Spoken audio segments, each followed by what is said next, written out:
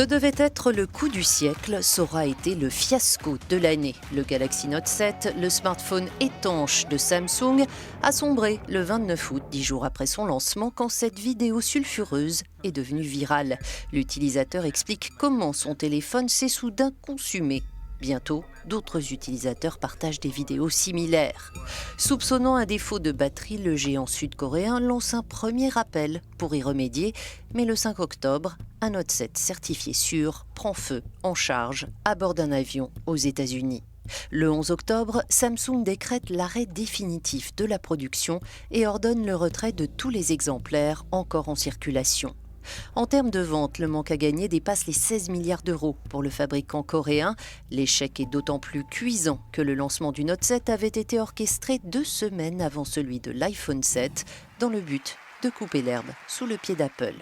Il lui a en fait préparé le terrain. La marque à la pomme en avait bien besoin. La critique est acerbe face à un iPhone 7 sans renouvellement majeur côté design. Les fans ne cachent pas leur déception. Pire, ces écouteurs sans fil, les AirPods, sont la risée de la toile. Des photos de ses cheveux, de coton-tige et de têtes de brosse à dents électriques inondent les réseaux sociaux. Le prix annoncé du gadget amuse moins, 159 $. Qui plus est, la firme américaine ne parviendra pas à alimenter ses magasins à temps. Les premiers écouteurs sans fil ne seront disponibles que 2 mois après leur présentation. À temps pour Noël, c'est toujours ça. Là où Apple a créé la surprise, c'est en invitant Nintendo à sa présentation de septembre. Il s'agissait d'annoncer pour décembre le lancement en exclusivité sur l'iPhone de Super Mario Run ou les premières aventures du plombier italien sur smartphone. Le deuxième grand coup de l'année pour le groupe nippon. Et oui, la franchise Pokémon, c'est lui. Nintendo a bien fait de faire confiance à Niantic, ce studio américain dont il est actionnaire, et qui a bouleversé notre quotidien avec son jeu de réalité augmentée Pokémon Go.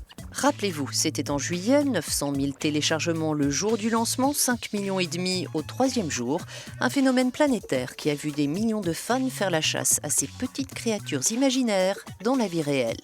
Fort de ce succès, Nintendo lançait donc son Super Mario Run le 15 décembre sur l'Apple Store sous 2 versions, une d'essai gratuite et la version complète pour un peu moins de 10 €. Les analystes estiment cependant que sur 200 millions de téléchargements attendus d'ici mars, seuls 10% seront des versions payantes, une prévision qui a fait tiquer les investisseurs et chuter le titre Nintendo.